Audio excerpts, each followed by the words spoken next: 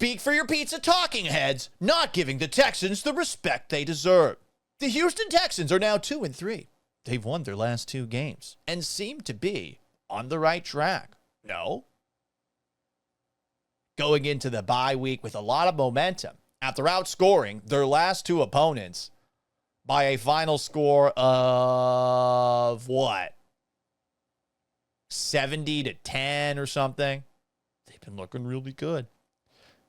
And some people are giving them their flowers.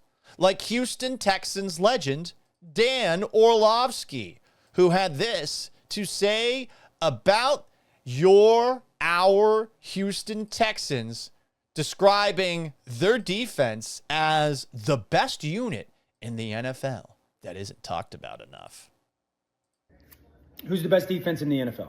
I think if you asked most people that, they would say, and rightfully so, probably like Denver or Philadelphia, Houston.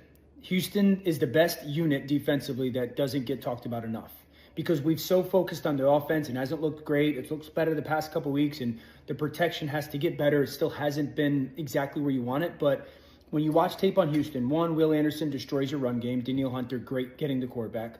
Linebacker is as fast, as quick as anybody, in the secondary is a bunch of ball hawks. This defense gives up 12 points a game, 12. And if you look at them, I think they're like 5th in total yardage or maybe 3rd in total yardage at like 270. Pass yardage, it's like $170 a game. Run like 90 yards a game. They're outstanding. And they're like middle of the pack in takeaways, middle of the pack in sacks. So it's not like they're riding the wave of turnovers or sacks. This defense, I know everybody wrote this team off the way they started the season. This defense is the best unit that doesn't get talked about enough. They're absolutely in play. And that's what we expected going into the year. If you've been following this team and you watched them last year, while the offense has struggled, this is one of the best defenses in the league for all the reasons that Dan laid out. You already know this. It's why even with an 0-3 start, they had a chance to pull themselves back up from the depths. They lost 3 games by 1 score, a couple of plays here, a couple of plays there. Maybe they're 3-2, maybe they're 4-1, maybe they're even 5-0. I mean, the Jaguars' 4-1 record is pretty crazy. They could be 5-0 too. It's the NFL. Games are determined by a couple of plays. That defense for the Texans is such a strength that the offense being one of the worst in the league isn't that much of a mitigating factor. When they go up against good teams, it could be. But when you're playing a team like the Titans or playing a team like the Ravens with how they looked on Sunday, you're going to win those games. They're not going to be able to score against you. You just need to get a little bit of offense. And your defense is going to help the offense out.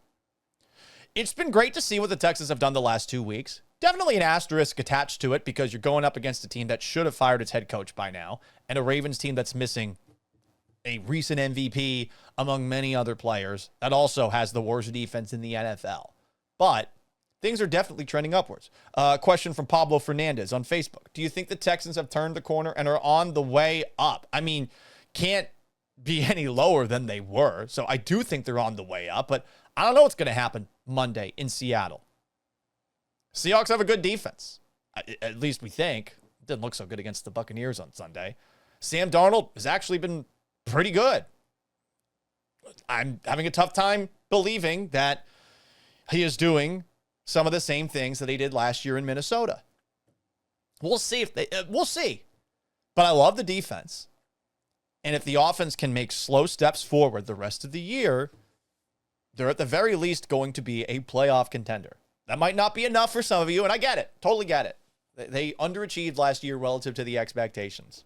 But what Dan Orlovsky is saying is right. And it's a reason to believe that there's still a chance that this team not only makes the playoffs, but wins the division, even though the Colts and the Jaguars are both 4-1, and the Jaguars already have a tiebreaker on you. More from Dan Orlovsky. He didn't just say this on his own on the internet. Dan Orlovsky also brought this to one of those Speak for Your Pizza shows.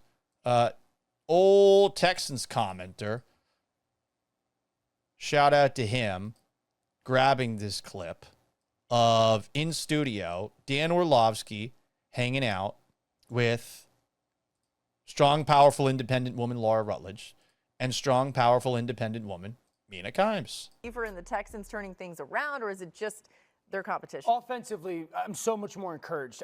First of all, the AFC South has become a gauntlet. You know, it's crazy.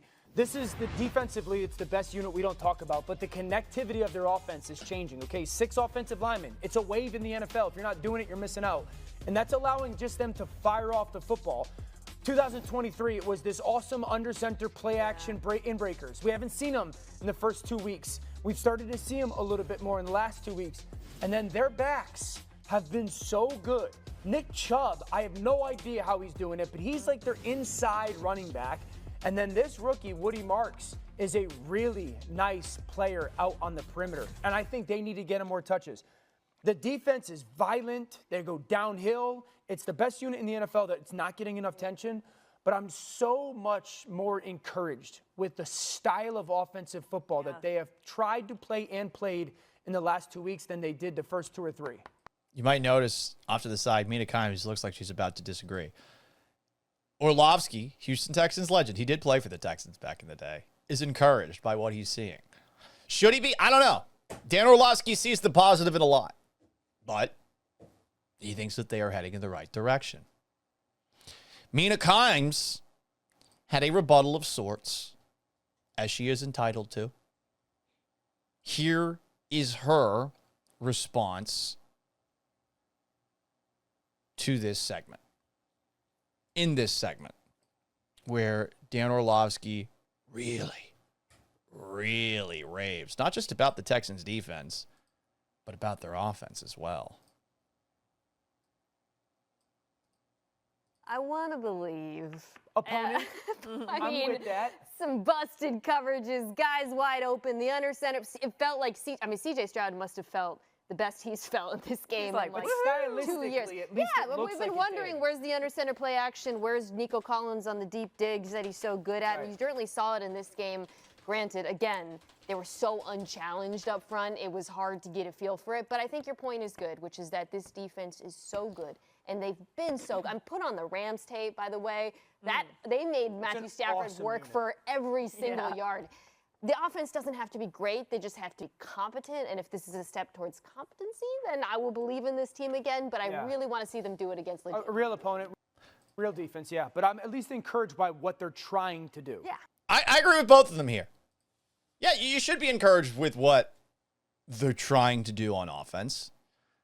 But you also should be skeptical that they're going to be able to do what they did against a bad team and a dead team in back-to-back weeks. We will see on the other side of the bye. For now, we wait. But, hey, at least there's a pulse, right?